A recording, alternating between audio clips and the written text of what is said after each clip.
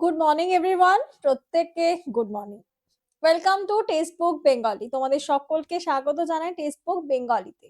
একদম গলাটা পরিষ্কার শুনে বুঝতেই পারছো এটা খুব সকালে তো আমি তোমাদের জন্য এই ভিডিওটা রেকর্ড করছি না। অ্যাকচুয়ালি কিছু অসুবিধা থাকার কারণের জন্য তোমাদের আমি আজকে সকালের ক্লাসটা রেকর্ডেড করে দিয়ে দিচ্ছি। তার কারণ দেখো, এমনি গতকাল আমি ছুটি নিয়েছিলাম, আমার কিছু দরকার ছিল, এবং আজকেও একটু অসুবিধার কারণে তোমাদের আমি ভিডিওটা রেকর্ড করে দিচ্ছি। এবং অবশ্যই তোমরা প্রত্যেকে যাতে তোমাদের ডেইলি রুটিনের মধ্যে কোনো রকম ব্যাঘাত না ঘটে, তার জন্য কিন্তু ক্লাসটা তোমরা প্রত্যেকেই সম্পূর্ণ ক্লাসটা দেখবে, কারণ এগুলো একদম ইম্পর্টেন্ট কোয়েশ্চেন যেগুলো থাকে রেগুলার বেসিসে। এবং অবশ্যই আগামী কাল থেকে যেরকম তোমাদের ক্লাস সেরকমই কিন্তু ক্লাস হবে। ঠিক আছে, তো চলো শুরু করা যাক। যে সমস্ত ইম্পর্টেন্ট কারেন্ট অ্যাফেয়ার্স রয়েছে সেগুলো দিয়ে চলো। প্রথম প্রশ্ন কি বলছে? প্রধানমন্ত্রী মোদী কূটনীতি, বাণিজ্য সম্প্রসারণ এবং গ্লোবাল সাউথের সাথে অংশীদারিত্বের উপরে দৃষ্টি নিবদ্ধ করে 3 দেশ সফর শুরু করেছেন। এই সফরের মধ্যে কোন দেশগুলি অন্তর্ভুক্ত? দেখো, প্রথম কথা, কিছু এর আগেও আমরা দেখেছি প্রধানমন্ত্রী বিভিন্ন বিদেশ সফরে গিয়েছেন, এবং সেখানে তিনি কিন্তু সেই দেশে যে সর্বোচ্চ সামরিক যেই সম্মান, তাকে কিন্তু সেই সম্মানে সম্মানিত করা হয়েছে। তো এখন কিন্তু তিনি যাচ্ছেন কোথায়? তিনি অলরেডি তার যাত্রা শুরু হয়ে গেছে, সেটা হচ্ছে জর্দান, ইথিওপিয়া এবং ওমান। তাহলে এর সম্পর্কে আমরা একটু কিছু দেখে নিই। জর্দানটা হচ্ছে আরবিক কান্ট্রি, ইথিওপিয়া কিন্তু আরবিক নয়, ইথিওপিয়া হচ্ছে আফ্রিকান আফ্রিকান কন্টিনেন্ট, এবং ওমানও আবার কিন্তু আরবিক কন্টিনেন্ট বা আরবিক কান্ট্রি আমরা বলতে পারি। এর ক্যাপিটাল গুলো আমরা অবশ্যই দেখব। জর্ডানের ক্যাপিটাল যদি দেখি তাহলে কি হবে? আম্মান। জর্দানের ক্যাপিটাল, জর্দা হচ্ছে আম্মা খায়, এরকম করে আমি মুখস্থ করতাম, জর্দা হচ্ছে আম্মা খায়, সেজন্য জর্দানের ক্যাপিটাল হচ্ছে আম্মান। এবং তারপরে ইথিওপিয়ার ক্যাপিটাল যদি দেখি, আদিস আব্বা, আদিস আদিস আবা। এবং ওমানের ক্যাপিটাল ম্যাসকট, সেটা তোমরা প্রত্যেকেই জানো, তাই তো? ক্যাপিটাল গুলো একটু জেনে রাখবে। আচ্ছা, সেটা হচ্ছে প্রথম, তিনি তার যাত্রা শুরু করেছেন কবে থেকে? স্টার্ট কিন্তু হয়েছে 15ই ডিসেম্বর, এবং একদম লাস্ট যদি দেখি তার কিন্তু তিনি হচ্ছেন তোমার একদম 17 এবং 18 তারিখ ওমানে পৌঁছাবেন, অর্থাৎ 18 তারিখ নাগাদ তার সফরটা শেষ হবে। 17-18 তারিখ নাগাদ তিনি থাকবেন ওমানে, এবং সেখান থেকেই তার যাত্রা শেষ হবে। ঠিক আছে, আচ্ছা। এবং এটার মূল কারণটা কি হতে পারে? সেটা হচ্ছে 75 বছরের যেই একটা সম্পর্ক, সেই বলছে যে ভারতের সাথে এদের যেই রিলেশনশিপ, সেটাকে আরো জোরদার করতে, এবং গ্লোবাল সাউথ যেটাকে বলছে যে কূটনীতি, ইকোনমিক ফিল্ড, তারপরে তোমার হচ্ছে বিভিন্ন ট্রেডিং, এই সমস্ত জিনিস নিয়েই তাদের মধ্যে সমঝোতা। দেখো, তোমাদের ফ্যামিলির মধ্যেও এরকমই একটু দূর সম্পর্কের আত্মীয় হলো, এই কদিন পরে একটু ভিডিও কলে কথা বলা, বা একটু ফোনে কথা বলে নেওয়া, বা তার বাড়িতে যাওয়া, সে তোমার বাড়িতে আসলো, এটা মানে আমরা বলি আতিথেয়তা বজায় রাখা, তাই না? তো সেই রকমই ব্যাপার স্যাপার বলতে পারো। আমাদের দেশের প্রধানমন্ত্রী কিন্তু গিয়েছেন, এবং এর আগেও আমরা যদি দেখি রিসেন্টলি কিন্তু আমাদের দেশের রাষ্ট্রপতি তিনি কিন্তু বোতসোয়ানাতে গিয়েছিলেন। তো সেটাও কিন্তু সাথে সাথে একটু মনে রাখবে, কেমন? শুধু এই সফরটা প্রশ্ন কিন্তু দিতে পারে। 15 ডিসেম্বর কিন্তু তার সফর শুরু হয়েছে। 15-16 তোমার হচ্ছে জর্দান থেকে, 16-17 থাকবে ইথিওপিয়া, এবং 17-18-তে ওমান হয়ে কিন্তু তিনি আবার ভারতে ফিরে আসবেন। ঠিক আছে, আশা করি এইটুকুনি তোমাদের কাছে ক্লিয়ার হয়ে গেছে। আচ্ছা, আরেকটা ইম্পর্টেন্ট পয়েন্ট যেটা তোমাদের, এইটা এখন তো যেহেতু তোমাদেরকে তো লাইভে আর প্রশ্ন করতে পারছি না, তো উইম্বলডন যেটা আমরা বলি গ্র্যান্ড স্ল্যাম, সেই গ্র্যান্ড স্ল্যামের মধ্যে যেটা উইম্বলডন, সেটাতে কিন্তু আহ যদি দেখি ওম্যানদের মধ্যে কিন্তু 2025-এর উইনার কে হয়েছে? ইগা সুইটেক। এবং মেনদের মধ্যে কিন্তু 2025-এর মেনদের মধ্যে কে হয়েছে? সেটা কিন্তু হয়ে গেছে কে? জেনিক সিনার। এগুলো বারবার বলছি, গ্রুপ ডির পরীক্ষায় কিন্তু দিচ্ছে প্রত্যেকে। এই উইম্বলডনের 4টে, অস্ট্রেলিয়ান, ইউএস এবং এই উইম্বলডন এবং ফ্রেঞ্চ, একটার কিন্তু উইনার গুলো একটু পড়ে রাখবে। চলো নেক্সট প্রশ্ন।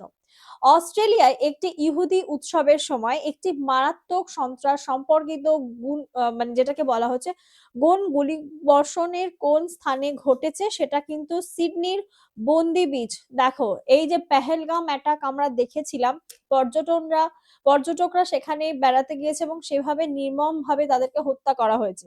ঠিক অস্ট্রেলিয়া সিডনিতেও কিন্তু এরকম একটা দুর্ধর্ষকর মানে কি বলবো মর্মান্তিক ঘটনা ঘটে গেছে, যেখানে বলা হচ্ছে কোনো কোনো নিউজে বলা হচ্ছে 16 জন, কোথাও বলছেন 20 জন কিন্তু মারা গিয়েছে।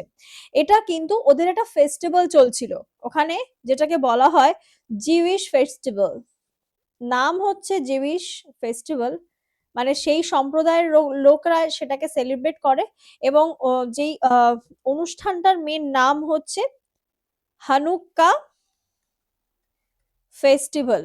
বলা হচ্ছে নাকি যেই সন্ত্রাসবাদী যে দুজন, তারা মাত্র 2% ছিল, ধরা হচ্ছে সেটা হচ্ছে বাবা এবং ছেলের একজন দল।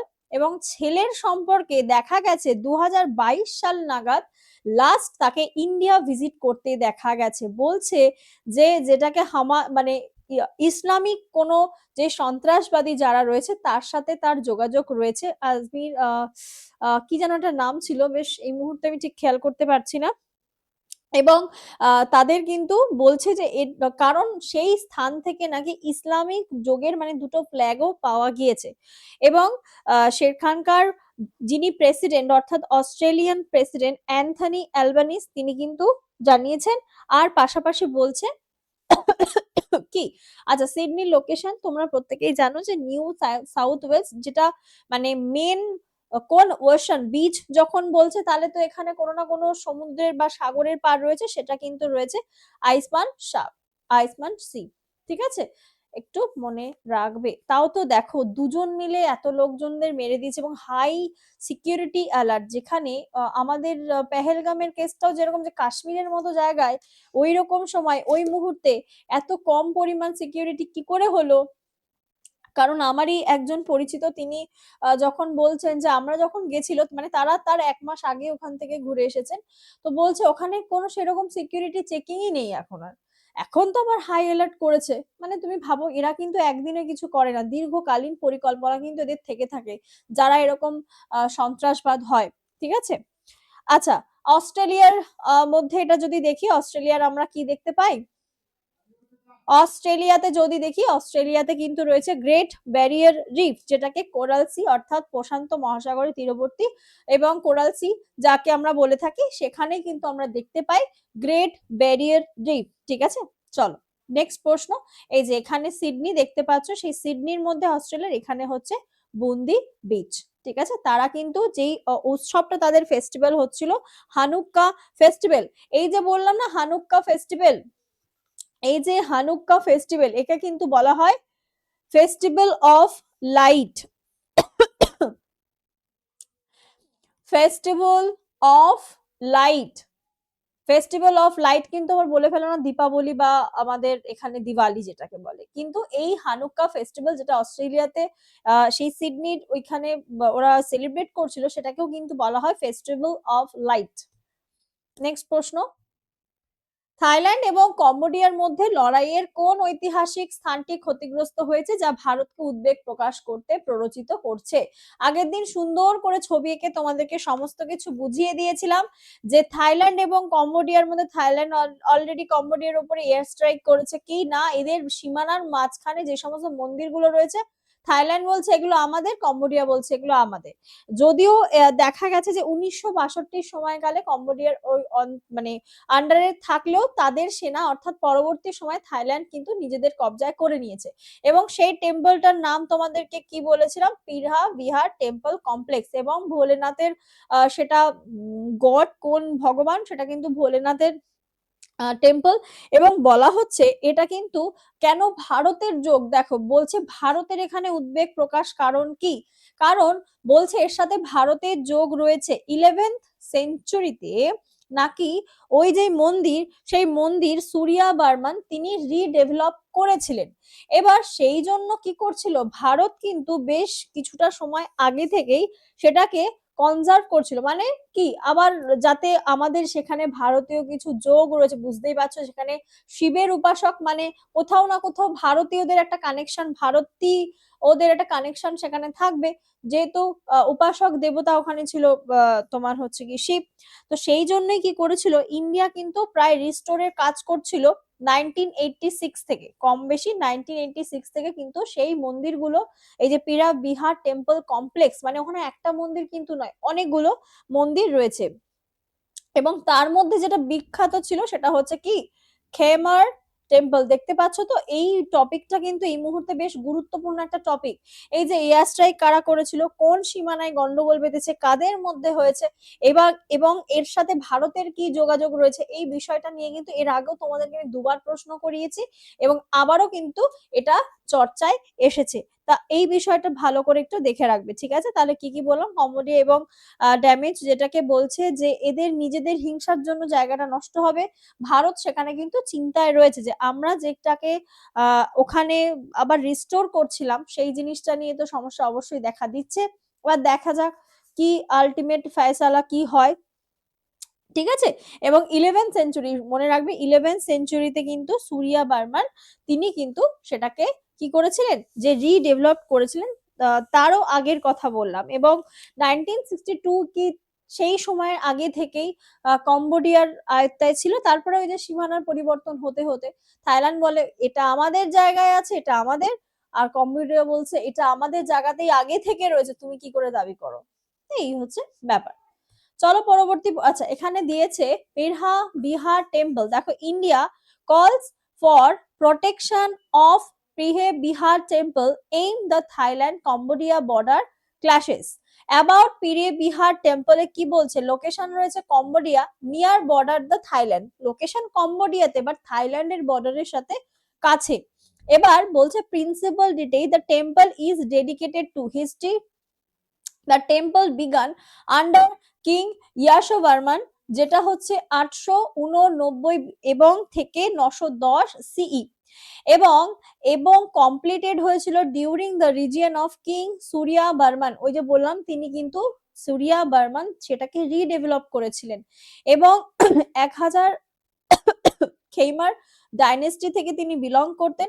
আর যেটা সব থেকে বেশি ইম্পর্টেন্ট পয়েন্ট, যে এই মন্দির নিয়ে কেন এত বিশেষত্ব কি, এই মন্দিরটা কিন্তু ইউনেস্কোর ওয়ার্ল্ড হেরিটেজ সাইটে রয়েছে। প্রশ্ন আসতেই পারে, সেটা একটু জেনে রাখবে। 2008 সালে কিন্তু এটা ইউনেস্কোর হেরিটেজ সাইটের মধ্যে ইনক্লুডেড ছিল, এই পিরহে বিহার টেম্পল কমপ্লেক্স, যেটা কম্বোডিয়া এবং থাইল্যান্ডের বর্ডারে রয়েছে।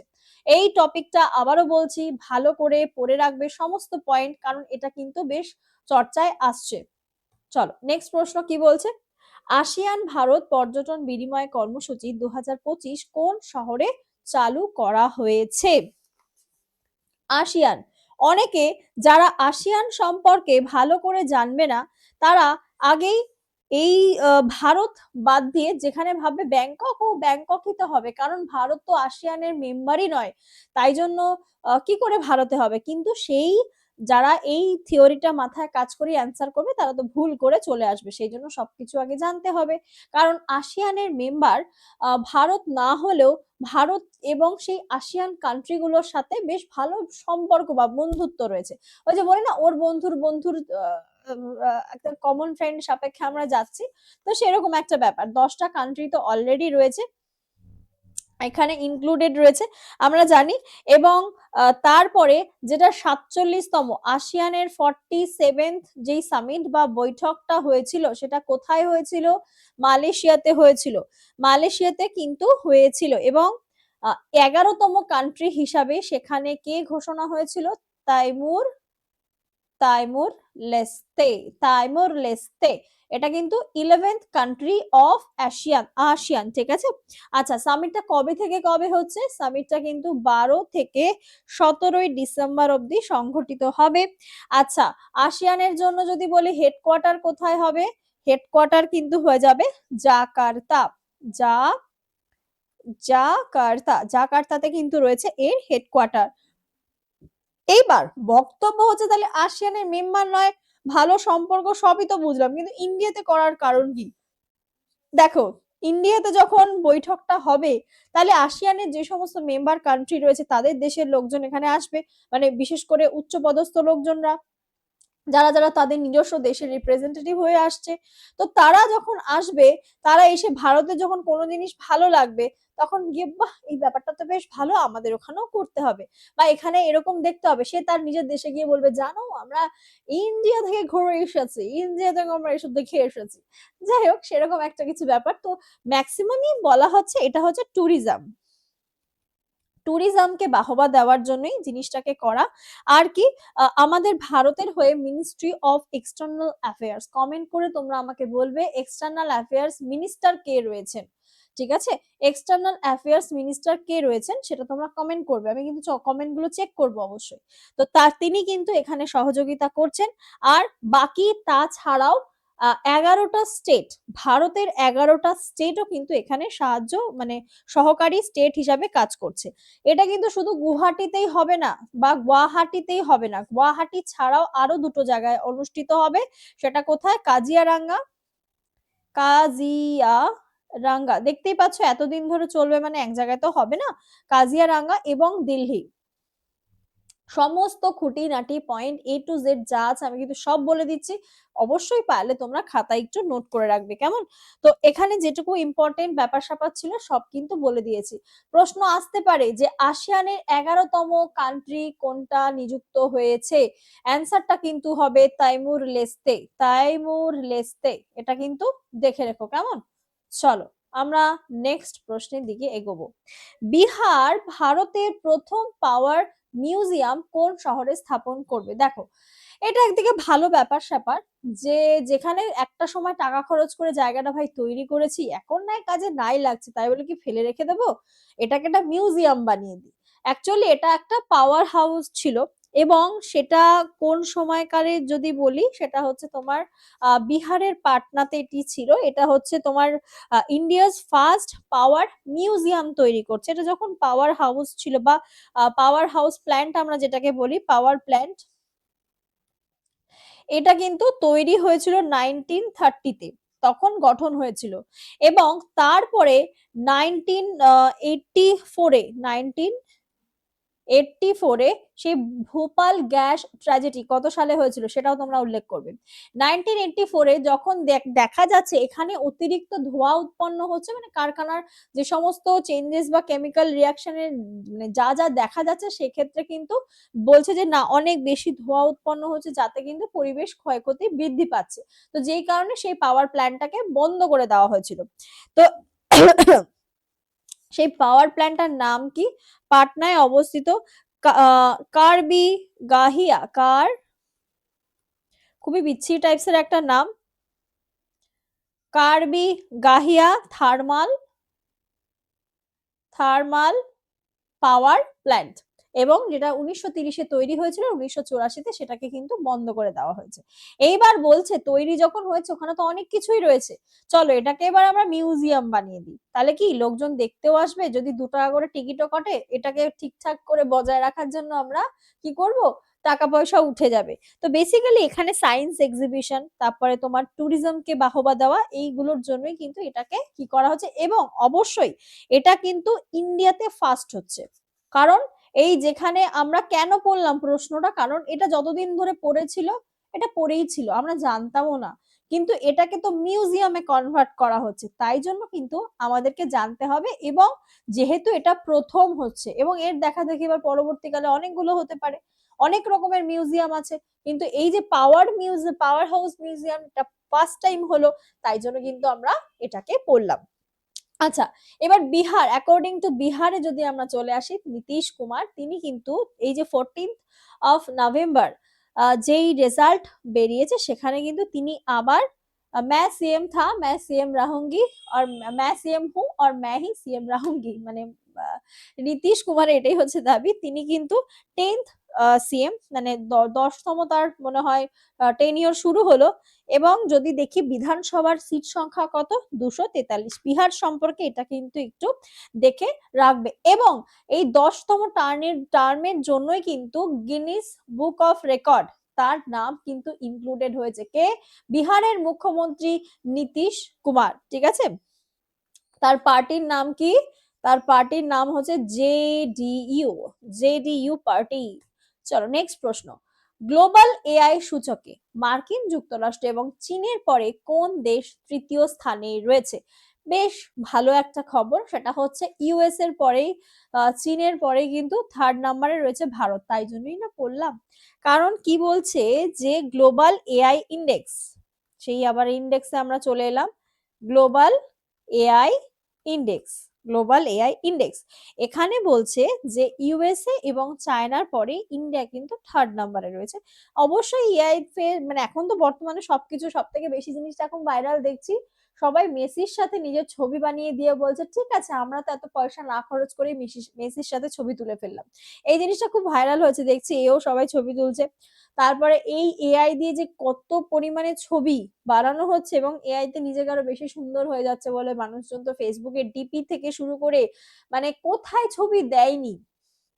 তো এই এআই কিন্তু যেমন খুব সুন্দর মানুষকে বিনোদন দিচ্ছে, আনন্দ দিচ্ছে, তার সাথে সাথে সতর্ক থাকতে হবে, এআই কিন্তু অনেক কিছু গোপন ডেটা সেটাকে কিন্তু কপি করে নিচ্ছে।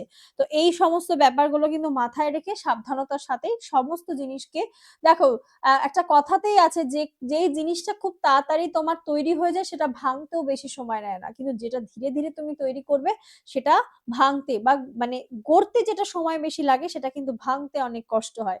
তো এই জিনিসটা এত তাড়াতাড়ি মানুষের মধ্যে ফেমাস হয়ে গেছে, তার এত ভালো দিক সবাই খুঁজে পাচ্ছে, তার পাশাপাশি কিন্তু এটাও জানতে হবে খারাপ দিকও কিন্তু তৈরি হয়ে যাচ্ছে। তো সবাই কিন্তু ভীষণভাবে সতর্ক থাকবে। যাই হোক, তাহলে এই যে গ্লোবাল এআই ইন্ডেক্স, এটা কিন্তু 36টা কান্ট্রি, 36টা কান্ট্রির মধ্যে হয়েছে, এবং যেখানে ইউএস এর মধ্যে একটা ইউএসএ তে যে এআই টুলটা রয়েছে তার নাম ওই তোমার হচ্ছে রয়েছে লেমার্ক।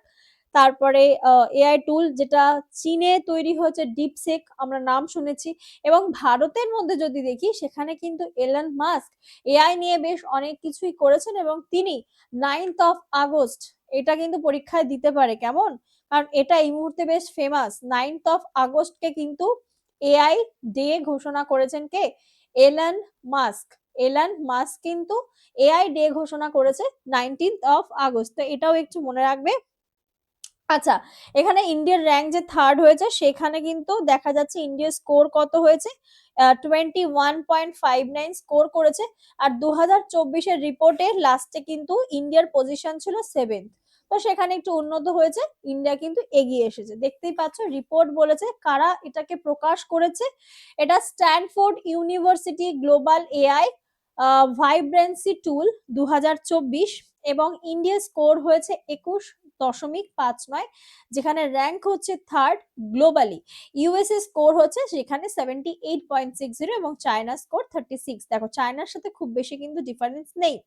আচ্ছা, নোটেবল এআই মডেলস, যেখানে জেমিনি, ওই জেমিনি দিয়ে সবাই ছবি টবি বানাচ্ছিল, প্রোর আছে, তারপরে ল্যামেলা 3.1 ইউএস এর ইউজ করছে, তারপরে ডিপসেক কিন্তু চায়না ইউজ করছে। 7th 2023-এ ছিল, অর্থাৎ 2023-এর রিপোর্টটা 2024-এ রিলিজ করেছে, আর 2024-এর রিপোর্টটা 2025-এ কিন্তু রিলিজ করলো। এটা আবারও অনেকে গুলিয়ে ফেলো লাস্ট টাইম, অর্থাৎ যদি বলি লাস্ট টাইম কবে এটা র্যাঙ্কিং রিলিজ হয়েছিল 2024-এ, সেটা কত সালেরটা, 2023 সালেরটা, সেখানে ভারতের র্যাঙ্ক কত ছিল, 7। আর এবছরও যদি দেখি ইন্ডিয়ার পজিশন কত, থার্ড। কবে কারটা, 2024-এরটা কবে রিলিজ হয়েছে, 2025-এ রিলিজ হয়েছে, কেমন। তো এই সালগুলো একটু মাথায় রাখবে। চলো, বীরাঙ্গনা দুর্গাবতী ব্যাঘ্র প্রকল্প একটি নতুন চিতা আবাস হিসাবে প্রস্তাবিত কোন রাজ্যে অবস্থিত? মধ্যপ্রদেশ, রাজস্থান, মহারাষ্ট্র, ছত্তিশগড়। তোমাদেরকে কদিন আগে এই যে এত চিতা প্রজেক্ট, চিতা চিতা চিতা চিতা করে পড়িয়ে দিলাম, এবং এই বিগ ক্যাট অ্যালায়েন্স নিয়ে এত কিছু হয়েছে, এইবার ফাইনালি কিন্তু বীরাঙ্গনা দুর্গাবতী ব্যাঘ্র প্রকল্প। তোমাদেরকে এর আগে যে ন্যাশনাল আমি ওয়াইল্ড লাইফ স্যাঞ্চুরিটার কথা বলেছিলাম মনে আছে, নওরাদেহি, যেখানে বাঘ ছাড়া হবে, এটা তো ভাবা এইটুকু জায়গা না, এটা বিরাট বড় এরিয়া নিয়ে মানে ইনক্লুডেড, এবং তারই মধ্যে টাইগার রিজার্ভের কিছুটা আলাদা করে সীমানা করা রয়েছে। কোথায়? নওরাদেহি, নওরাদেহি ওয়াইল্ড লাইফ স্যাংচুয়ারির কোথায়? তার মধ্যেই এই বীরাঙ্গনা দুর্গাবতী ব্যাঘ্র প্রকল্প, যেটা কোথায় হবে? মধ্যপ্রদেশে। কারণ তাহলে আমরা পরপর আবার পুরনো জিনিসগুলো একটু রিভিশন করে নিই। প্রথম কোথায় চিতাকে ছাড়া হয়েছিল? কুনোতে, কুনো ন্যাশনাল পার্ক। সেকেন্ড কোথায় ছাড়া হলো? গান্ধী সাগরে। তাহলে প্রথমে যখন কুনো ন্যাশনাল পার্কে চিতাকে ছাড়া হয়েছিল, সেটা কোথা থেকে আনা হয়েছিল? নামবিবিয়া থেকে। নামবিবিয়া থেকে। গান্ধী সাগরে সেটা হয়েছিল সাউথ আফ্রিকা থেকে। ঠিক আছে, এগুলো কিন্তু মনে রাখতে হবে, মানে মুখস্থ করে ফেলো। সাউথ আফ্রিকা থেকে আনা হয়েছিল। আর এই যে বীরাঙ্গনা দুর্গাবতীতে এখন ছাড়া হবে, সেটা কিন্তু কোথায় অবস্থিত? সেটাও মধ্যপ্রদেশে অবস্থিত, মানে সরি, মধ্যপ্রদেশের মধ্যেই, এবং সেখানকার বোতসোয়ানা থেকে। কোথা থেকে আনা হবে চিতা? বোতসোয়ানা থেকে কিন্তু চিতা আনা হবে, যেটা কোথায়? নরাদেহী ওয়াইল্ড লাইফ স্যাংচুয়ারির কোথায় তোমার হচ্ছে গিয়ে ছাড়া হবে? বীরাঙ্গনা দুর্গাবতী ব্যাঘ্র প্রকল্পতে ছাড়া হবে। আচ্ছা, এর মধ্যে এটা কিন্তু ক্যাবিনেট দ্বারা অ্যাপ্রুভড হয়েছে। আর মুঘলদের সাথে এই যে বীরাঙ্গনা দুর্গাবতী নামটা একটু পরিচিত থাকতে পারে অনেকের কাছে, যে শোনা শোনা লাগছে নামটা। তিনি কিন্তু মুঘলদের সাথে লড়াই করেছিলেন, এবং তাকে বলা হতো কুইন অফ গোন্ডওয়ানা। তাকে কিন্তু কুইন অফ গোন্ডওয়ানা বলা হতো। আচ্ছা, চিতাকে কবে তাও ছাড়া হবে সেটা বলেছে কিন্তু 2026-এর, বোতসোয়ানা থেকে যেটাকে আনছে 2026-এর জানুয়ারিতে কিন্তু ছাড়া হবে। আচ্ছা, আর IUCN এর ক্যাটাগরি ওয়াইজ কিন্তু চিতাকে কিসের মধ্যে? ক্রিটিক্যালি ইনডেঞ্জার্ড ক্যাটাগরিতে রাখা হয়েছে। আচ্ছা, এবং আরো একটা ইনফরমেশন আমাদেরকে মনে রাখতে হবে, বিগ ক্যাট অ্যালায়েন্স। সেই বিগ ক্যাট অ্যালায়েন্সে কিন্তু 19তম কান্ট্রি হিসাবে কে যুক্ত হয়েছে? 19th কান্ট্রি হিসাবে কিন্তু রাশিয়া যুক্ত হয়েছে। তো এটাও মনে রাখবে। চলো নেক্সট। আচ্ছা, এখানে একটু বলে দিই রিজার্ভটার নাম কি? বীরাঙ্গনা দুর্গাবতী টাইগার রিজার্ভ। লোকেশন হচ্ছে নরাদেহী, সাগর ডিস্ট্রিক্ট, মধ্যপ্রদেশ। এক্সটেন্ডিং চিতা হ্যাবিটেন্ট, যেটা কোনো ন্যাশনাল পার্কে 28টা চিতা ছাড়া হয়েছিল, গান্ধী সাগরে 2টো চিতা ছাড়া হয়েছিল, এবং নেক্সট ট্রান্সলোকেশন 8টা চিতা কিন্তু আনা হবে বোতসোয়ানা থেকে, যেটা 26-এর জানুয়ারি মাসে ছাড়া হবে। Significance, India only country with successful চিতা রিহ্যাবিলিটেশন, মানে হচ্ছে এই ভারত এমন একটা দেশ, চিতাকে এনেও কিন্তু এই পরিবেশে খাপ খায়। আমাদের ভারত সবকিছুই পারে। চলো নেক্সট প্রশ্ন।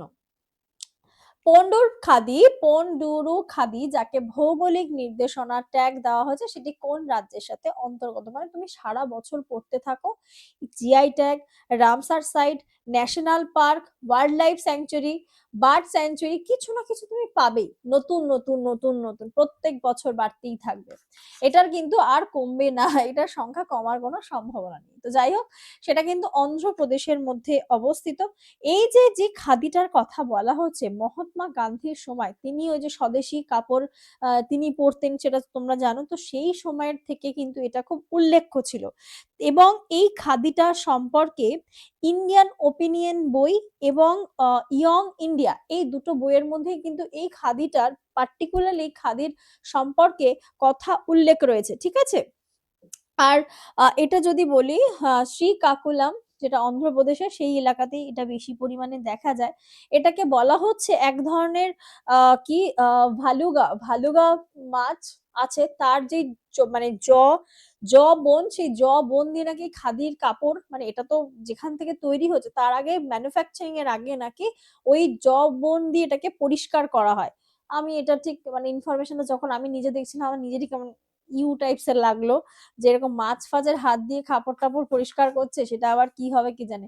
অনেক সময় দেখবে বিভিন্ন রকমের কাপড়ের মধ্যে ধুলে খুব বাজে একটা গন্ধ ছাড়ে, কালারের গন্ধ, এবং কাপড়ের মানে অনেক সময় খুব খারাপ কোয়ালিটির হলে পরে খুব বিকট একটা গন্ধ ছাড়ে। মানে অনেক ক্ষেত্রে আমি দেখেছি কিছু কিছু জামা কাপড়ের মধ্যে, মানে ধুলে পরেও আমি তো কোনোদিনই মানে নতুন কোনো জামা কাপড়ই যে কোনো হোক আমি কোনোদিন না ধুয়ে পরি না, মানে আমি কেন জানি না, আমার এটা সমস্যা। এবং শাড়ি হলেও সেটাকে মনে হয় যে খুব বেছে দেখে শুনে আর কি, এরকম একটা ব্যাপার। আচ্ছা, এটা একটা প্রজেক্ট যে চালানো হচ্ছে তোমরা প্রত্যেকেই জানো, সেটা হচ্ছে ওয়ান ডিস্ট্রিক্ট এবং ওয়ান প্রোডাক্ট, সেই প্রজেক্ট চালানো হচ্ছে এবং সেই প্রজেক্টের আন্ডারে কিন্তু এটাকে জিআই ট্যাগ দেওয়া হয়েছে।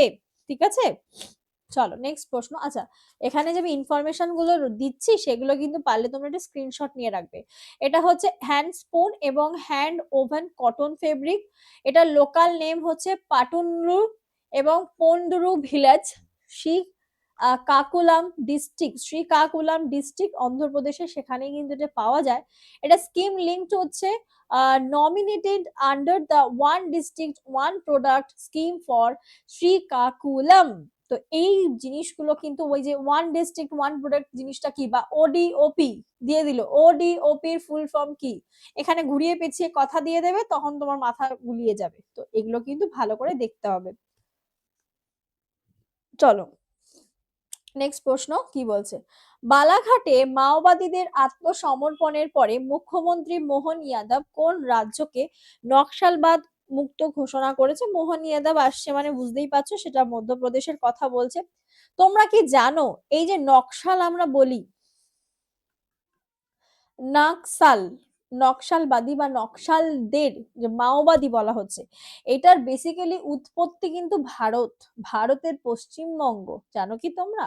কারণ পশ্চিমবঙ্গের এই নকশাল বাড়ি থেকেই এদের মানে নামকরণ হয়ে গেছে নকশালবাদী। তার কারণ হচ্ছে অ্যাকচুয়ালি এরা এদের অধিকারটা খুব দাবি করে, যদি এদের কথা মতো না চলা হয় বলে বন্দুক ঠেকিয়ে ভাই আমরা আমাদের অধিকার ছিনিয়ে নেব। এবং এটা শুধুমাত্র মানে মনে করো না আনএডুকেটেড লোকজনই এর মধ্যে রয়েছে, এর মধ্যে কিন্তু বড় বড় মানে বিজ্ঞ বিজ্ঞ লোকজনও থাকে অনেক সময়। ঠিক আছে, তো এখানে কিন্তু মধ্যপ্রদেশকে নকশাল ফ্রি, আর নকশাল ফ্রি মানে কি যারা নকশালবাদী তাদেরকে মানে তাড়িয়ে দেওয়া হয় সেটা কিন্তু নয়, তাদেরকে তারা কি করে সারেন্ডার করে যে কারণে বলা হয় যে না আমাদের আর কোনো দলের লোকজন কিন্তু এর সাথে জড়িত নয়। তো এটাই এই হিসাবে ডিক্লেয়ার করে দিয়েছেন মধ্যপ্রদেশে, সেটা হচ্ছে মোহন যাদব। এবং সেটা হচ্ছে এই বালাঘাটের লাস্ট যারা দলটা ছিল তারা কিন্তু সারেন্ডার করেছে।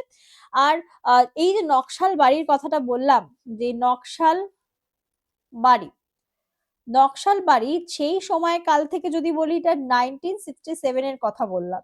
ঠিক আছে, 1967 এর কথা বলছি। এবং এর আগে নকশাল ফ্রি কিন্তু ঘোষণা হয়েছিল কে, এর আগে নকশাল ফ্রি কিন্তু ঘোষণা হয়েছিল কে, বিহার। বিহার এর আগে ঘোষণা হয়েছিল। চলো, এটা হচ্ছে মধ্যপ্রদেশ মোহন যাদব ঘোষণা করেছে, এটা একটু দেখে নেবে। লাস্ট প্রশ্ন, কোন এশীয় দেশ 2025 সালে প্রথম স্কোয়াশ বিশ্বকাপ জিতেছে? তো এটা খুবই ভালো একটা খবর যে ভারত এখন সব দিক থেকে এগিয়ে চলেছে। সেটা হচ্ছে কিন্তু প্রথমবারের জন্য বলে আমরা দেখলাম, এই প্রশ্নটা আমাদের কাছে ইম্পর্টেন্ট হয়ে গেল, তা আবার স্কোয়াশের মতো খেলায় সেটা কিন্তু হয়ে যাচ্ছে ভারত। যেটা ফার্স্ট হয়েছে, লাস্ট হয়েছিল 2023 সালে, সেখানে কিন্তু ইজিপ্ট উইন হয়েছিল, ইজিপ্ট পেয়েছিল গোল্ড। এবং এটা 1 নম্বর পজিশনে ছিল। এবং তারপরে এই যে 2025 সালে হলো, 2025 সালে কিন্তু ভারত জিতে গিয়েছে, ইন্ডিয়া হয়েছে উইন গোল্ড মেডেল গোল্ড। বাবা কি হাতের লেখা লিখছি, কাকে হারিয়েছে? হংকংকে, হংকংকে হারিয়ে কিন্তু কে জিতে গেছে? ভারত জিতে গেছে। ঠিক আছে, চলো এইটুকুনি একটু মনে রাখবে। 4 জন প্লেয়ারের নাম, আনাহাত সিং নাম তো তোমরা তো অনেকেই শুনেছো, সেও কিন্তু সাথে জড়িত রয়েছে। চলো, তো আমাদের প্রশ্ন তো আজকে শেষ। কেউ যদি চাও আমাদের পেড ব্যাচে জয়েন হতে, আবারও বলছি আমাদের ক্লাস কিন্তু শুরু হয়ে গেছে, যত দেরি করবে তত তোমারই প্রবলেম, তোমাকে অনেকটা কভার করতে হবে, তো ঝটপট দেরি করো না, আমাদের পেড ব্যাচে জয়েন করে যাও। 7557050299, 7557050299, এটা হচ্ছে আমার ফোন নাম্বার। তোমরা এই নাম্বারে আমার সাথে যোগাযোগ করে নিতে পারো। এসএসসি জিডির জন্য আমাদের সৌর্য ব্যাচ রয়েছে, সেখানে আমি বিনয় স্যার, এই যে বিনয় স্যারের কথা বলছি, ইনি কিন্তু তোমাদের হিন্দিতে ক্লাস নেবেন, মানে যারা ইংলিশটা চুজ না করে হিন্দির পরীক্ষা দিতে চাও তাদের জন্য কিন্তু একটা বেস্ট অপরচুনিটি, যে তুমি পুরো বেসিক থেকে হিন্দির ক্লাস, মানে যারা হয়তো আগে করোনি, যে ভাবছো আমি কি করে স্কোরটা বেশি করবো, আমি তো বাংলা মিডিয়ামের স্টুডেন্ট, আমি বাংলা থেকে পড়ছি, তাদের জন্য কিন্তু একটা সত্যি খুব ভালো অপরচুনিটি। স্যার তোমাদেরকে কিন্তু হিন্দির ক্লাস করাবেন। এছাড়াও দিব্যেন্দু স্যার তোমাদের রিজনিং, সৈকত স্যার তোমাদের জিকে করাবেন, তারপরে আমাদের শুভম স্যার ম্যাথের কিং, এবং তোমাদের হচ্ছে প্রত্যুষ দা কিন্তু তোমাদেরকে সায়েন্সের পোর্শনটা দেখাবে, আমি এবং স্যার কিন্তু দেখান, এবং ইংলিশের জন্য রয়েছেন আমাদের গৌতম স্যার। কেউ যদি জয়েন করতে চাও আমাদের সাথে জয়েন করতে পারো, সেইটা হচ্ছে সুপার পাস, যেখানে তুমি 350টারও বেশি এক্সাম কভার হবে। এবং সব থেকে বেস্ট পার্ট কি জানো, এই যে মক টেস্ট, এই যে মক টেস্টের কথা বলছি, আনলিমিটেড, তুমি সম্পূর্ণ ফ্রিতেই পাবে। এই তুমি ব্যাচ নেবে তো, ব্যাচের সাথে এটা ফ্রিতে পাবে, স্টাডি নোট থাকবে, থাকবে প্র্যাকটিস সেট, মানে তুমি পিওয়াইকিউ চাও সেটাও পেয়ে যাবে। আর আমাদের আরো একটা মানে যে ফেমাস ব্যাচ, প্রচুর ছেলেমেয়েরা এখানে ক্লাস করছে, সেটা হচ্ছে কিন্তু এই যে WB SSC group C and D এর যে আপডেটেড সিলেবাস অনুযায়ী, সেখানেও কিন্তু তুমি চাইলে সেটার ক্লাসও করতে পারবে এর সাথে। কেমন? আচ্ছা, তো প্রাইসটা একটু বলে দিই। প্রাইসটা যদি জানতে চাও, সেটা হচ্ছে 3 মাসের জন্য, 3 মাসের জন্য কিন্তু তোমার পড়বে 369 টাকা। 369 পড়বে 3 মাসের জন্য। আর তুমি যদি 12 মাসের জন্য নিতে চাও, 12 মাসের জন্য তোমার পড়বে 1249 টাকা। তো দেরি আর করো না, এই প্রাইসে কিন্তু মানে এর থেকে অ্যাফোর্ডেবল প্রাইস তুমি আর কোথাও সত্যিই পাবে না। এবং এই টেক্সট বুকই একমাত্র তোমাদেরকে এই অ্যাফোর্ডেবল প্রাইসে এত ভালো বা কন্টেন্ট তোমাকে প্রোভাইড করবে। আচ্ছা, এটা হচ্ছে ওয়ান লাইনার, মন্ত্রিসভায় অনুমোদন, যেটা হচ্ছে বিমা খাতে 100% প্রত্যক্ষ বিদেশি বিনিয়োগ, পারমাণবিক শক্তি উদারীকরণ সহ যুগান্তরকারী সংস্করণ হয়েছে। এটা তোমাদের হোমওয়ার্ক, এটা আগামীকাল কিন্তু আমি ক্লাসে দেখবো কারা কারা হোমওয়ার্ক করেছো, প্রত্যেকে কিন্তু হোমওয়ার্কটা করবে। ভারতে প্রতি বছর কোন তারিখ জাতীয় শক্তি সংরক্ষণ দিবস পালন করা হয়? এটা আমাদের অফিসিয়াল টেলিগ্রাম, যারা যারা চাও জয়েন করতে পারো। আর ডেসক্রিপশনে আমার টেলিগ্রামের লিংকটা দেওয়া থাকবে, অবশ্যই জয়েন করে যেও। কেমন? রিভিশন তো আজকে তোমাদেরকে আর করাতে পারবো না, তার কারণ তোমরা তো অ্যান্সার করতে পারবে না। নেক্সট দিন তোমাদের আবার রিভিশন করিয়ে দেবো। আপকামিং কিন্তু কিছু ম্যারাথন ক্লাসেস আসছে, সবাইকে চোখ রাখতে হবে টেক্সট বুক বেঙ্গলিতে। কেমন? তো চলো, এটা হচ্ছে তোমাদের প্রাইসটা আরেকবার বলে দিচ্ছি। কি কি ব্যাচ তোমরা পাচ্ছ দেখো, এসএসসি এমটিএস পাবে, এসএসসি জিডির ব্যাচ, যেটা সৌর্য ব্যাচ আমি একটু আগেই তোমাদেরকে বললাম। এছাড়াও দেখো রেলওয়ের ক্যালেন্ডার কিন্তু রিলিজ করে দিয়েছে, তুমি যদি এখনো ভাবো যে এই কাল পড়বো পরশু পড়বো, নোটিফিকেশন আউট হলে পড়বো, তাহলে বাবা মুশকিল। এখন থেকেই প্রিপারেশন শুরু করো। NTPC, LP, group D, RPF, SI এবং কনস্টেবল। আর একটা জিনিস বলে দিই, যারা আরপিএফ কে ফোকাস করো তাদের জন্য কিন্তু একটা খবর আছে, সেটা হচ্ছে এখন থেকে কিন্তু আরপিএফ, এসআই এবং কনস্টেবলের জন্য ইংলিশ পড়তে হবে। এতদিন রেলের পরীক্ষায় ইংলিশ লাগতো না, বাট এইটা কিন্তু এখন এসএসসি কন্ডাক্ট করবে, তাই তোমাকে ইংলিশ পড়তে হবে। বাকি তোমাদের West Bengal police constable, KP police, KP কনস্টেবলের ব্যাচ, প্লাস এই গ্রুপ সি গ্রুপ ডির ব্যাচও পেয়ে যাবে। আপার প্রাইমারির ব্যাচ, আবার কিন্তু আপার প্রাইমারি ভ্যাকেন্সি বেরোতে চলেছে, তোমরা কিন্তু আপার প্রাইমারি ক্লাসও পেয়ে যাবে। আর ক্লার্কশিপ মিসলেনিয়াস তো রয়েছে। কেউ যদি নিতে চাও 755570502999 এই নাম্বারে তোমরা আগে একবার আমার সাথে কথা বলে নিতে পারো। আর কেউ যদি আলাদা করে নিতে চাও, NITI 4টে ক্যাপিটালে এই কোডটা ইউজ করতে পারো। 3 মাসের জন্য 369 আর 12 মাসের জন্য 1249। কেমন? চলো, আর চাইলে 1 টাকা দিয়েও নিতে পারো, বুঝলে? 1 টাকা দিয়ে তুমি 2 days এর ট্রায়ালও নিয়ে নিতে পারো, এবং অবশ্যই 2 দিনের মধ্যে কিন্তু অটো পেটা অফ করে দেবে, নাহলে বলবে যে ম্যাম কি বলেছেন, আমার তো এত টাকা কেটে নিল। তো সেই জন্যই বলি, আমি সকলকে সতর্ক করি 1 টাকা দিয়ে নিয়ে দেখতেই পারো যে আমরা বলছি আদৌ আমাদের ক্লাস ভালো না খারাপ। যদি ভালো লাগে দেন কন্টিনিউ করবে আবার, ঠিক আছে? চলো, আর অবশ্যই যারা যারা ব্যাচ পারচেস করছো বেঙ্গল এক্সামটাকে সিলেক্ট করতে কিন্তু ভুলবে না। কেমন? চলো, আর এটা তোমাদের গতকালকের হোমওয়ার্ক দিয়েছিলাম যে মেটা ইন্ডিয়ার পাবলিক পলিসির নতুন প্রধান হিসাবে কাকে নিযুক্ত করা হয়েছে, নিখিল চান্ধক। ঠিক আছে? আর সেই সময় আমার স্ক্রিনশটটা নেওয়া হয়নি, তাই তোমাদের আর নামগুলো আমি দেখালাম না। ঠিক আছে? যদি তোমাদের ক্লাসটা ভালো লেগে থাকে অবশ্যই কিন্তু ক্লাসটাকে একটা লাইক করে দেবে। ঝটপট লাইভ নেই বলে এমন নয়, অবশ্যই তোমাদের জন্য আমি ক্লাসটা নিয়ে রেখেছি, অবশ্যই সবাই দেখবে। আর চ্যানেলটাকে যারা সাবস্ক্রাইব করোনি এখনো, চ্যানেলটাকে সাবস্ক্রাইব করে দিও, শেয়ার করে দিও বন্ধুদের মধ্যে, কমেন্ট করে জানিও কিন্তু হোমওয়ার্কটা। কেমন? তো চলো, আজকে তো আমি আসছি, তোমাদের সাথে আবার দেখা হবে নেক্সট ক্লাসে। সবাই সুস্থ থেকো, ভালো থেকো, সাবধানে থেকো। টাটা।